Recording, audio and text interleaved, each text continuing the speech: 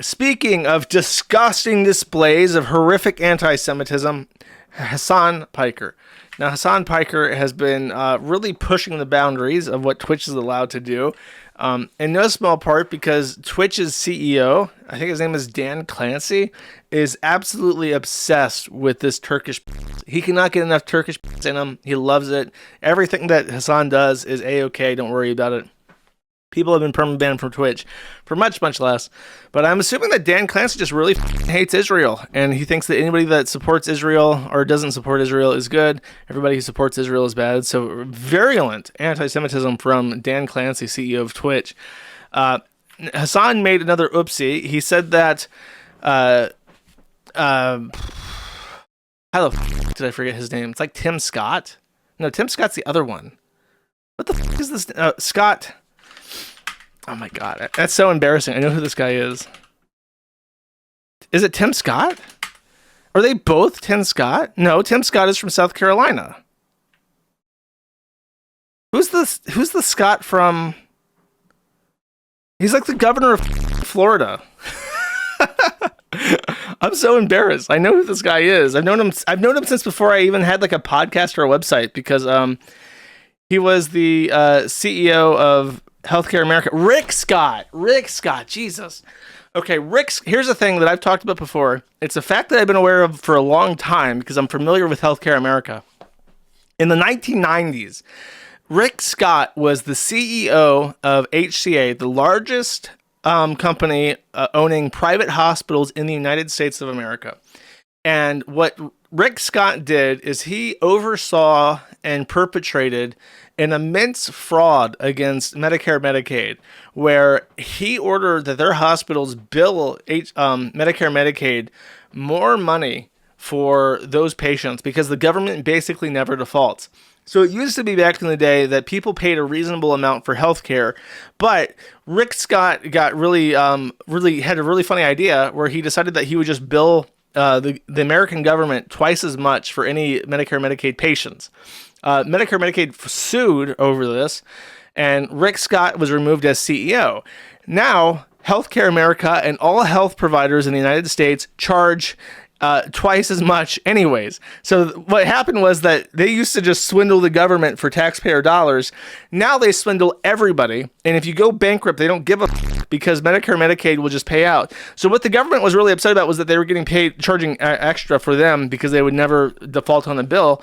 But the solution to this that the hospitals came up with was that they would just charge everybody way more, and the government can't complain because they are paying the fair market value of those things that they set the prices for. So just completely over all of Medicare, and then after they got sued, they over the entire United States. So if you want to know why our healthcare is so expensive, it's because HCA you bloody and dead. And then Rick Scott, after being freshly let off from CEO of Healthcare America, ran for Senate in Florida. I can't remember if he was a senator first or a governor first, but he's both. I'm pretty sure he used to be a senator in Florida, and I think he was a governor of Florida as well. So he immediately went from defrauding the out of the government to defrauding everybody in the United States to running for Senate and governor in Florida, winning both of them and just making so much money you can't even possibly imagine it. So Hasan Piker said he made the audacious claim that if you're going to start healthcare CEOs, you should start with Rick Scott because of the healthcare debacle, which, to be fair to Hasan, knowing about the HCA Medicare fraud shit is like actually learned knowledge from a bygone era. So that's a little bit impressive that he even knows about that. But that is a very audacious claim to make about a former politician, one of the richest men in the United States. So of course, Dan Clancy took immediate action to remedy the situation by banning Hasan Piker from Twitch for 3 days.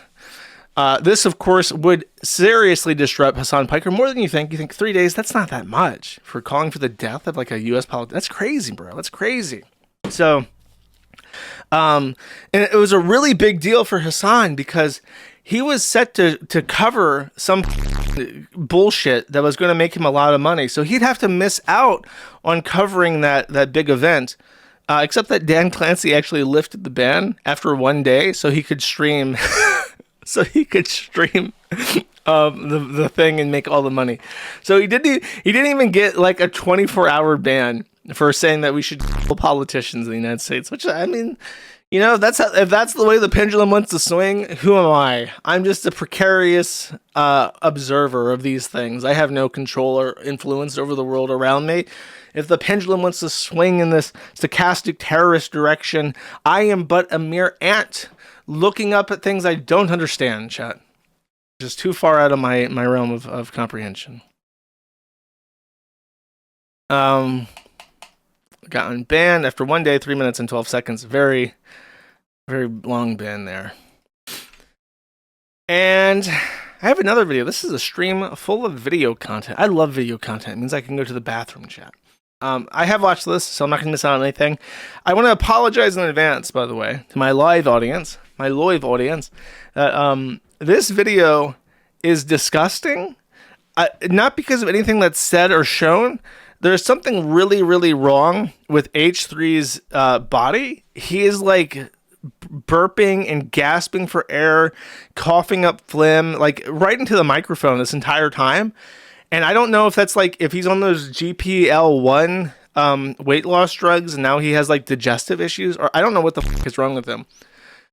So this video is really gross. If you're listening to the podcast feed, you may not hear it because my post-processing tends to remove a lot of sounds that it considers annoying. So if I ever have like a smoke detector chirp in my videos that I'm showing, it usually strips those out. And I think it does a good job of getting out mouth noises. So let's listen to H3 real quick. I apologize if you are hearing things you don't want to hear, but like, I mean, he's eating on the set. And that's probably why he's got indigestion. He's like eating. People who eat while they stream are like the most perplexing. Can you not go 2 or 3 hours without eating? I eat like an hour before the stream. I had a tin of sardine fillets in olive oil. They're very good. And then that's it. That's all I had today.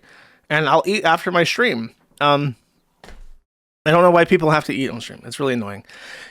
Anyways, let's see what H3 has to say today.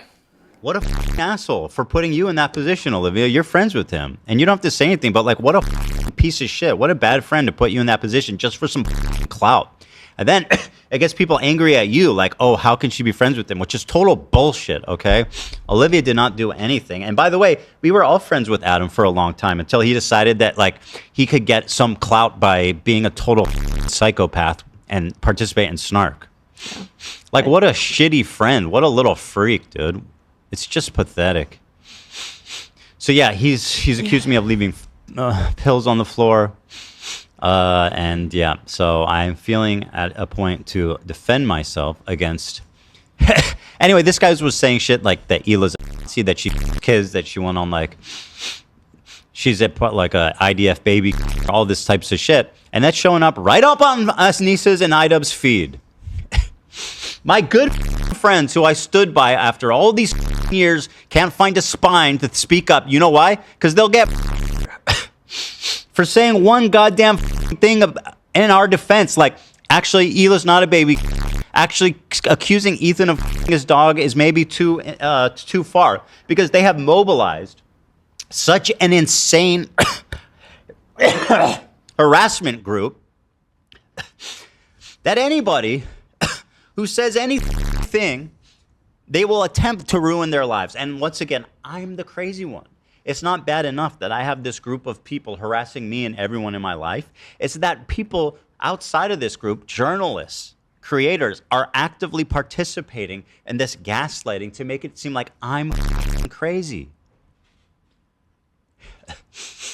Like, dude, I probably done and stood by Idubbbz and Anissa more than anybody. I've stood by them when all the internet hated them because I love those guys. I vouched for their character, and I stood by them 100%. And listen, I'm not saying that they're not the good, nice, fine people that I thought they were, but I'll say this: I don't think they're any friends of mine. That's what I'll say at this moment. And certainly, I don't think they're any friends of mine based on the text conversation I had with them too before I even talked about it. So I have nothing. Like, I don't need any halfway friends, man. That's not what I need. How could you not say something when this is like, imagine like one of you guys is like, Hassan actually wants to go to Israel, go to Gaza so he can strangle Israeli babies or some shit like that. I'd be like, you imagine me not saying something. Hassan actually his dog. You think that I would let that slide as much as I hate Hassan? You don't think I would say something? Somehow it's like admirable right now to just be like, yeah, that's true. I refuse to acknowledge any common human decency at all. Ethan is the worst person that ever lived. He is evil in every conceivable way, and we must destroy him. Why? I really don't know. I really don't.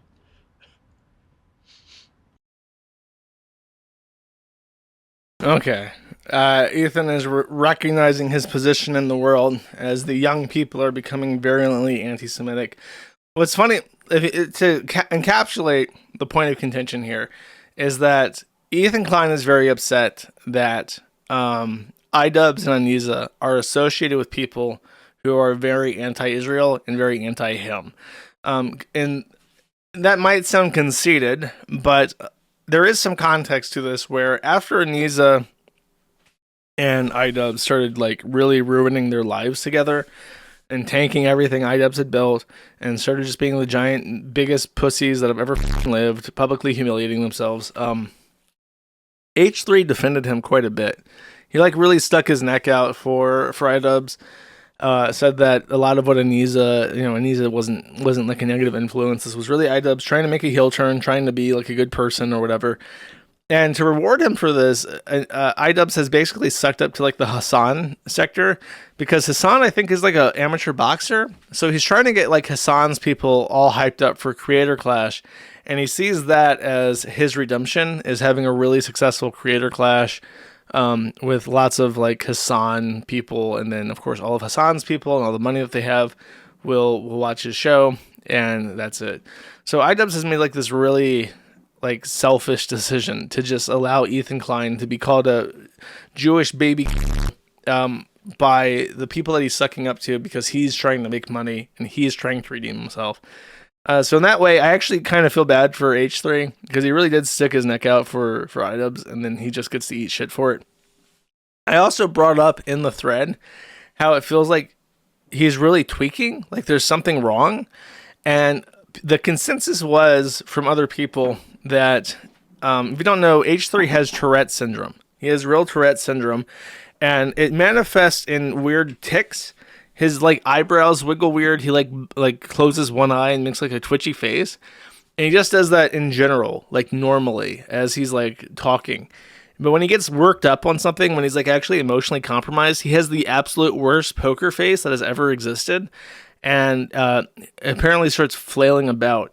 People said that during the beginning of the stream, he was like normal H3, and then by this point, he was like a mess. So there was some speculation on if it's drugs or if it's like his Tourette's acting up because he was like really upset thinking about Idubbbz with him.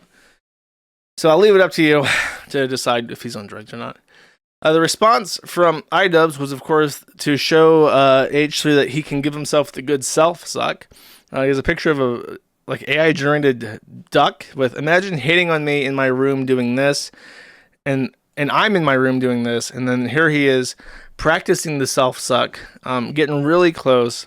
I don't know if he'll have the penis to actually accomplish this, but he's trying his best. He is trying his best. So that was Idubbbz's response to this. And then H3 started beefing with this guy called Froggy Tonic, which, from my understanding, is not Froggy Fresh, who is another character in the Idubbbz and Ana Creator Clash saga. This is like from my understanding, it is a Hasan Piker mega simp, and this guy has really pissed off H3. Froggy Tonic says, just learned 2 years before Ethan's dog's death, some H3 fans voiced concerns for his chronic vomiting, pointing to kidney failure, got shunned by other fans. Ethan declined the advice, stayed the course, feeding him cheese as treats. Fast forward, dog dies of kidney failure at 6 years old for a breed that has a lifespan of 13 years old. H3 refutes this, says they took the dog to the vet multiple times to get him checked out, and it wasn't until he insisted on getting comprehensive blood work done that they identified that he was in stage 4 renal failure, and then he died 6 months after that diagnosis. So he was really upset over this because he loved the dog. So in the video, what he's talking about with the dog was this.